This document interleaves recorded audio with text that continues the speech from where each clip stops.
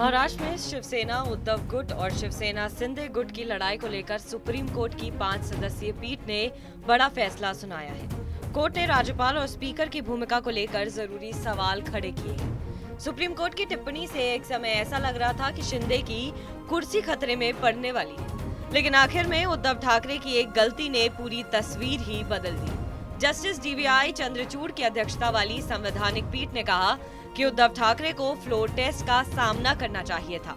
अगर उद्धव ठाकरे ने इस्तीफा नहीं दिया होता तो महाराष्ट्र में उनकी सरकार को बहाल किया जा सकता था। कोर्ट ने आगे कहा कि चूंकि उद्धव ने फ्लोर टेस्ट से पहले ही इस्तीफा दे दिया था, इसलिए राज्यपाल का सबसे बड़ी पार्टी को सरकार बनाने का न्योता देना बिल्कुल सही फैसला था। सुप्रीम कोर्ट की इस टिप्पणी पर उद्धव ठाकरे ने प्रतिक्रिया दी है और नैतिकता के आधार पर मुख्यमंत्री एकनाथ शिंदे और उप मुख्यमंत्री देवेंद्र फडणवीस का इस्तीफा मांगा है। ये इतने दिनों से हमारी लड़ाई चल रही थी सर्वोच्च न्यायालय में, आज आप भी आ गए और वो निर्णय भी आ गया। इस देश में अब प्रजातंत्र, उसकी रक्षा करना हमारा काम है। जैसे सर्वोच्च न्यायालय ने कहा कि अगर मैं रिजाइन नहीं करता, मैं इस्तीफा नहीं देता तो शायद वो मैं वापस मुख्यमंत्री बन जाता। मैं मेरे लिए नहीं लड़ रहा हूं, मेरी लड़ाई जनता के लिए है, मेरे देश के लिए, मेरे राज्य के लिए है। और भले हम इसके पहले राजनीति में विवाद तो होते रहते हैं, लेकिन एक मत तो हमारा हो गया है कि इस देश को हमें बचाना है, संविधान को बचाया है। और इसलिए आप यहाँ आए हैं, हम मिलकर आप तो पूरे देश में घूम रहे हैं, सबके घर जा रहे हैं, हम सब मिलकर ये जो अपने देश को फिर से एक बार गुलाम बनाना चाहते हैं उनको घर भेजेंगे। और मुझे पक्का भरोसा है पूरी जनता हमारा इंतजार कर रही है। सुप्रीम कोर्ट की टिप्पणी और उद्धव ठाकरे के बयान के तुरंत बाद एकनाथ शिंदे और देवेंद्र फडणवीस ने प्रेस कॉन्फ्रेंस कर अपनी बात रखी। क्योंकि मैं उनको सवाल पूछना चाहता हूं कि बीजेपी के साथ चुनकर आए और मुख्यमंत्री की कुर्सी के लिए कांग्रेस एनसीपी के साथ आप गए, उस समय इस नैतिकता को कौन से डिब्बे में आपने बंद किया था, इसका जवाब आप दीजिए।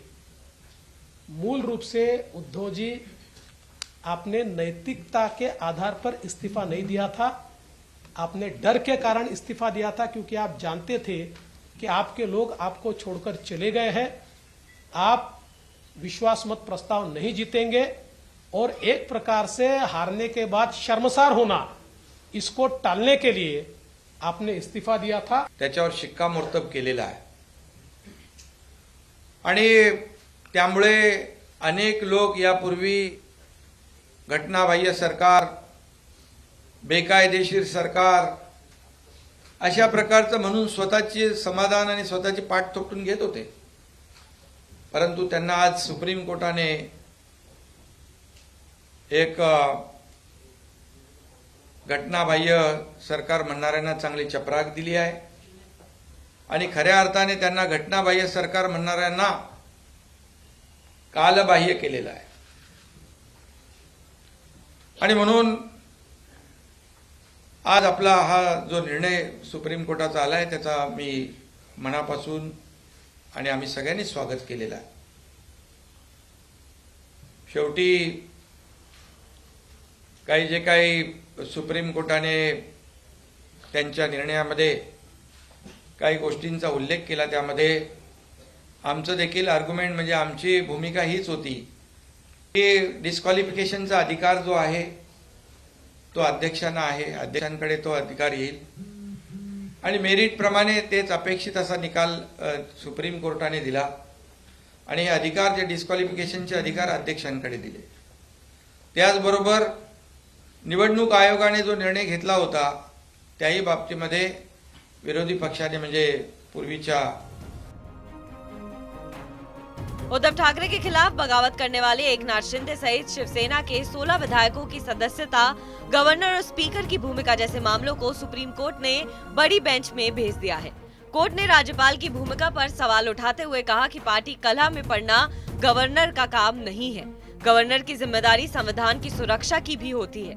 5 जजों की पीठ ने कहा कि राज्यपाल के पास विधानसभा में फ्लोर टेस्ट बुलाने के लिए कोई पुख्ता आधार नहीं था। फ्लोर टेस्ट को किसी पार्टी के आंतरिक विवाद को सुलझाने के लिए इस्तेमाल नहीं कर सकते। राज्यपाल ने शिवसेना के विधायकों के गुट के प्रस्ताव पर भरोसा करके ये निष्कर्ष निकाला है कि उद्धव ठाकरे अधिकांश विधायकों का समर्थन खो चुके हैं। संवैधानिक पीठ के सामने उद्धव ठाकरे गुट ने 22 जुलाई को महाराष्ट्र विधानसभा में हुए फ्लोर टेस्ट को रद्द करने की मांग की थी। उद्धव गुट ने मांग की थी कि पार्टी विरोधी गतिविधि की तारीख से 16 विधायकों को अयोग्य माना जाए। साथ ही उद्धव गुट की ओर से कहा गया था कि एकनाथ शिंदे को ऐसी सूरत में सीएम नहीं बनाया जा सकता था। गौरतलब है कि महाराष्ट्र में सियासी उठापटक की शुरुआत पिछले साल जून में शुरू हुई। एकनाथ शिंदे ने 16 विधायकों के साथ बगावत कर दी। विधायकों के बगावत के बाद महाविकास अघाड़ी के सामने मुश्किल खड़ी हो गई। इस बीच उद्धव ठाकरे की ओर से एक टेबल पर बैठकर बातचीत करने का प्रस्ताव भी दिया गया, लेकिन शिंदे गुट तैयार नहीं हुआ। विधायकों के बागी होने के बाद इसमें बीजेपी की एंट्री हो गई। बीजेपी ने शिंदे गुट के साथ मिलकर महाराष्ट्र में सरकार बना ली और एकनाथ शिंदे मुख्यमंत्री बन गए। बाद में शिवसेना 2 धड़ों में बंट गई और चुनाव चिन्ह शिंदे गुट को मिल गया। बहरहाल आपको हमारी खबर कैसी लगी कमेंट सेक्शन पर जरूर बताएं। देश विदेश की तमाम बड़ी खबरों के लिए आप देखते रहिए TV9 भारतवर्ष।